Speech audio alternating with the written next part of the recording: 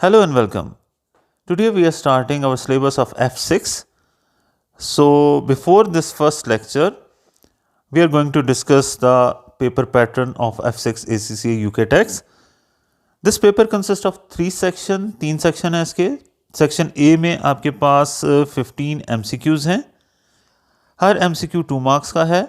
So total marks आपके पास 30 marks हैं और ये सेक्शन 54 मिनट्स में सॉल्व हो जाना चाहिए. This section should have been done in 54 minutes. Remember, time management is quite important. Sometime ऐसे होता है कि आप शुरू के पेपर में काफ़ी ज़्यादा टाइम कंज्यूम कर देते हैं, जिसकी वजह से आखिरी जो क्वेश्चन आपके पास आपको आते हुए क्वेश्चन हैं बहुत इजी लगते हैं आपको क्वेश्चन, लेकिन उनमें जल्दी में क्वेश्चन करते हुए कुछ मिस्टेक्स हो जाती हैं. सो टाइम मैनेजमेंट इज़ की फॉर सक्सेस.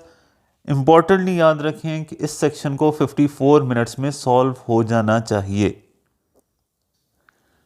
ये 15 MCQs किसी भी सिलेबस एरिया से आ सकते हैं. जनरली आपके पास कुछ क्वेश्चन आपके टैक्स एडमिनिस्ट्रेशन के ज़रूर शामिल किए जाते हैं इसमें. टैक्स एडमिनिस्ट्रेशन मींस कि आपके सेल्फ असेसमेंट टैक्स रिटर्न जमा कराने की डेट्स वगैरह पूछी जा सकती हैं, उनकी अमेंडमेंट की डेट, अगर अमेंडमेंट HMRC ने यानी यूके के टैक्स डिपार्टमेंट ने की है तब उसके लिए क्या डेट होगी, या इंडिविजुअल खुद अगर अमेंडमेंट करता है तो उसकी क्या डेट है.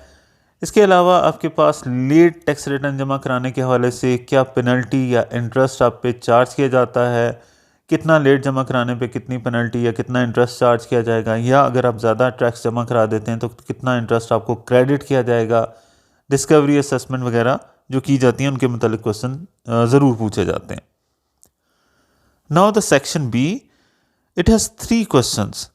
इन क्वेश्चन में आपके पास एक सर्कमस्टांसेस कुछ मेंशन किए जाएंगे, एक सिनारियो दे दिया जाएगा और उस सिनारियो के रेफरेंस से 4 से 5 क्वेश्चन हर सिनारियो के रेफरेंस से पूछे जाएंगे. Each question is of 10 marks, so total marks 30 again for 3 question and the time limit is again 54 minutes. Syllabus area इसका डिफाइन है कि किस किस टॉपिक से क्वेश्चन पूछे जाते हैं.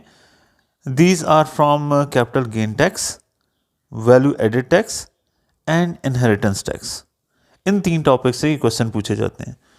क्वेश्चन आर लाइक दैट कि आपके पास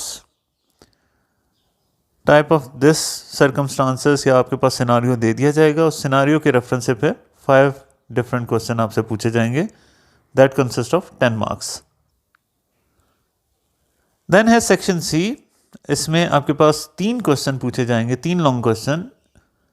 the first question is of 10 marks and this can be asked from any area of syllabus. किसी भी सिलेबस एरिया से ही पूछा जा सकता है. As it is of 10 marks so it should have been done in 18 minutes. 10 marks का ये question 18 minute में सॉल्व हो जाना चाहिए.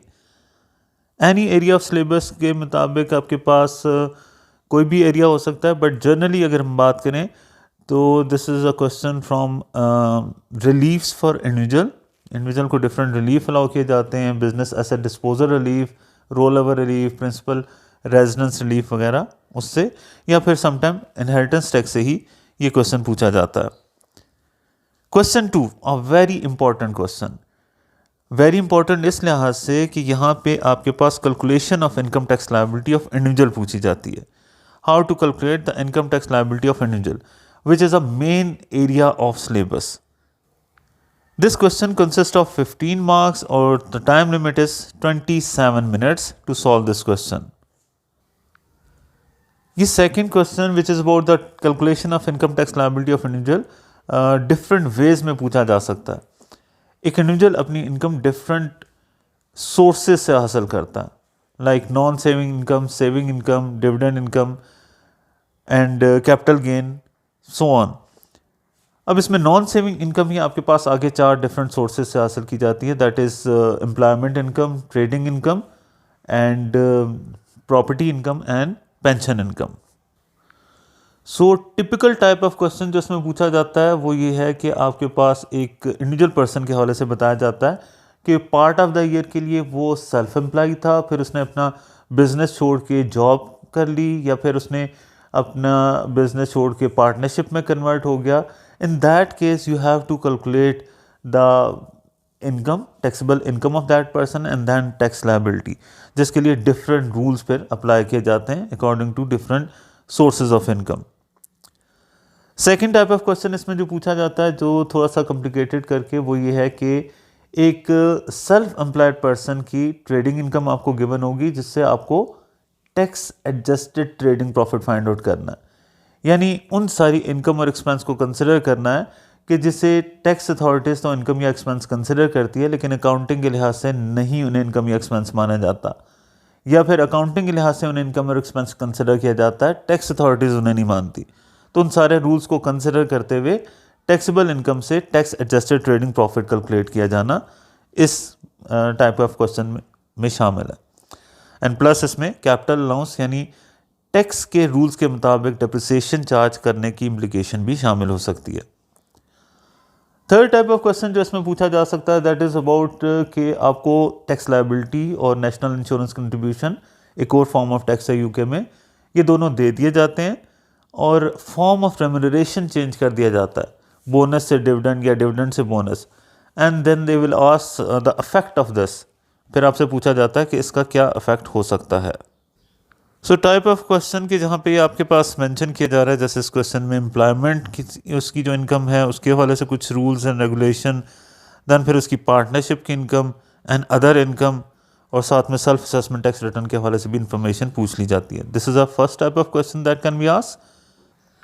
सेकेंड टाइप ऑफ क्वेश्चन कि जहाँ पे आपके पास एम्प्लॉयर और एम्प्लॉई दोनों की टैक्स लायबिलिटीज़ गिवन है और फॉर्म ऑफ रेम्यूनरेशन करने की चेंज होने की सूरत में इन टैक्स लायबिलिटीज़ पे क्या इम्पैक्ट आता है।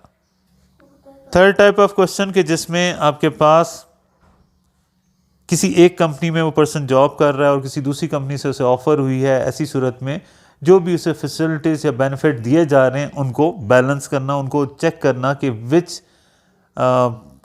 Companies offer is more attractive for that person, किस सिलसिले में टैक्स लायबिलिटी उसे कम पे करनी पड़ेगी। So this is a very important area of paper और quite good knowledge required to handle this question.